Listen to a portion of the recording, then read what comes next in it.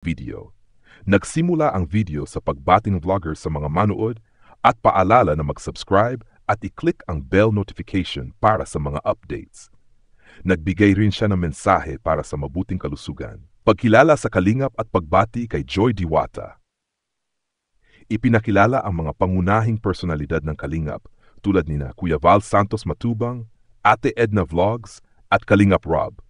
Binanggit ang suporta sa lahat ng miyembro ng kalingap, kabilang ang K-Boys, Kalingap Partners, Kalingap Reactors, at mga charity vloggers sa buong bansa. Ipinahayag ang pagbati kay Joy Diwata sa kanyang tagumpay sa capping ceremony bilang nursing student. Pinasalamatan din at binati ang kanyang pamilya, partikular si Nanay Imelda, dahil sa bagong milestone sa edukasyon ni Joy. Pagbanggit sa bagong stalker, ibinahagi ng vlogger na may napanood siyang video na nagsasabing may bagong stalker si Joy. Naalala pa niya ang mga nakaraang biro na sila mismo ay parang stalker noon nang minsang makita nilang nagjo-jogging si Joy. Pagpapakita ng video at reaksyon. Bago ipakita ang bagong stalker, binalikan muna ang lumang video kung saan kasama niya sina Nell, Ian, David at iba pang K-Boys na nagbibiro tungkol kay Joy. Sa video, may mapalitan ng biro tungkol sa isang taong laging present kapag nag-jogging si Joy. Pinag-uusapan kung baka naghihintay ito para sa isang Genjoy love team o kung interesado talaga si Jensen kay Joy.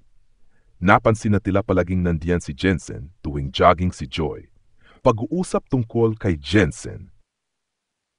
May nagsabi na gusto niyang mas makilala si Jensen, ngunit hindi naman daw sila ganoon kalapit ni Joy. May nabanggit ding dati nang may post ng larawan ni Jensen at ng kanyang asawa, pagpapatuloy ng kulitan at pagbabala. May biro tungkol sa pagbibigay at pagbabalik ng isang bagay na tila nagpapahiwatig ng personal na ugnayan.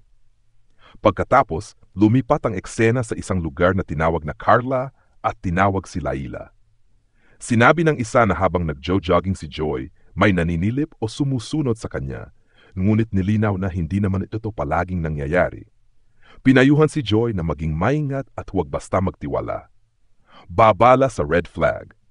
Ipinayo na mag-ingat lalo na kung may sasakyan na may laruan tulad ng Buzz Lightyear sa loob dahil ito raw ay red flag. Binanggit na may drum sa loob ng sasakyan at may tono ng seryosong babala kahit halatang may halong biro. Pagpapatuloy ng banter at pagkain. Nagpatuloy ang kulitan at may nagkomento tungkol sa matcha. May biro pa tungkol sa kamera at may mga taong tila nanonood o tumitingin. Pagkatapos, lumipat ang usapan sa iba't ibang uri ng pagkain at snacks na nakita nila. Pagsasara ng video. Nagpasalamat ang vlogger sa lahat ng nanood at muling pinaalalahanan na mag-like, mag-comment at mag-subscribe. Nagtapos sa pagbati ng thank you and God bless. Kung gusto, ang video ay nagsimula sa pagbati ni Sangkay Loan sa kanyang mga manonood, kabilang ang Team Sank Original, Team Sangkay Sponsors, Team Kalingap, Kuya Val, Ate Edna at Kalingap Rob. Nagpaabot din siya ng mega love shoutout sa mga supporters, followers, subscribers, pati na sa mga lolos, lolas, OFWs at WDs. Ipinaliwanag niya na ang video ay pagbabalik tanaw sa buhay ni Joy at ng kanyang pamilya.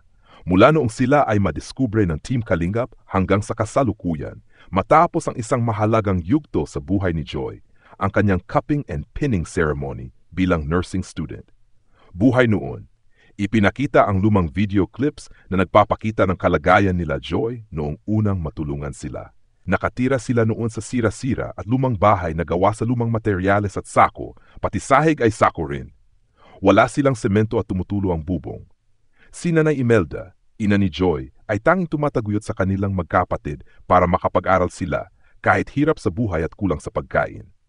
Sa kabila ng hirap, masayahin pa rin si Joy at nananalig sa Diyos. Ibinahagi ni Joy ang pangarap niyang maging nurse upang makatulong sa pamilya. Sinabi ni Nanay Imelda na handa siyang manatili sa lumang bahay basta't makatapos sa pag-aaral ang kanyang mga anak. Pagbabago ngayon, malaki na ang pagbabago sa buhay nila Joy at Nanay Imelda.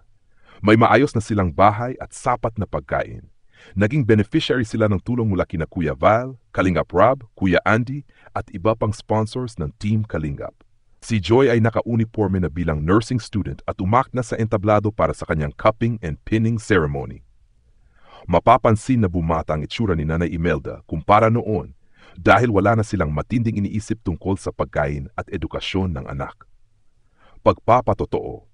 Iginiit ni Joy na sila ay patunay na totoo at taos-puso ang pagtulong ng Team Kalingap, taliwas sa mga negatibong komento sa social media. Malaking bahagi ng kanilang pagbago ay dahil sa suporta ng sponsors at sa malasakit ng komunidad ng Kalingap.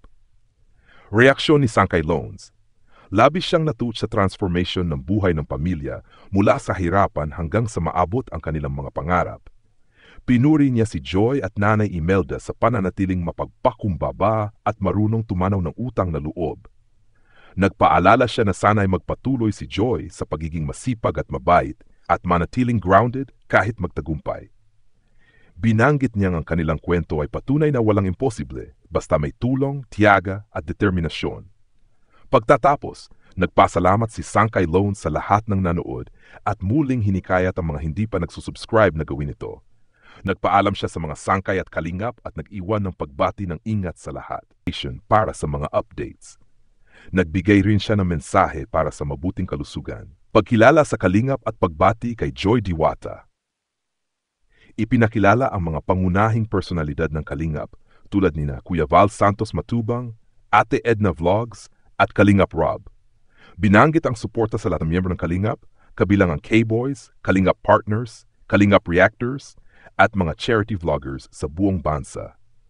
Ipinahayag ang pagbati kay Joy Diwata sa kanyang tagumpay sa capping ceremony bilang nursing student. Pinasalamatan din at binati ang kanyang pamilya, partikular si Nanay Imelda, dahil sa bagong milestone sa edukasyon ni Joy. Pagbanggit sa bagong stalker. Ibinahagi ng vlogger na may napanood siyang video na nagsasabing may bagong stalker si Joy. Naalala pa niya ang mga nakaraang biro na sila mismo ay parang stalker noon nang minsang makita nilang nagjo-jogging si Joy. Pagpapakita ng video at reaksyon. Bago ipakita ang bagong stalker, binalikan muna ang lumang video kung saan kasama niya sina Nell, Ian, David at iba pang K-Boys na nagbibiro tungkol kay Joy. Sa video, may mapalitan ng biro tungkol sa isang taong laging present kapag nagjo-jogging si Joy.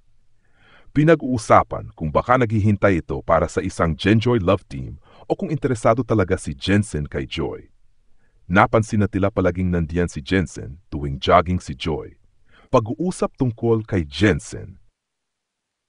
May nagsabi na gusto niyang mas makilala si Jensen, ngunit hindi naman daw sila ganoon kalapit ni Joy. May nabanggit ding dati nang may post ng larawan ni Jensen at ng kanyang asawa. Pagpapatuloy ng kulitan at pagbabala. May biro tungkol sa pagbibigay at pagbabalik ng isang bagay na tila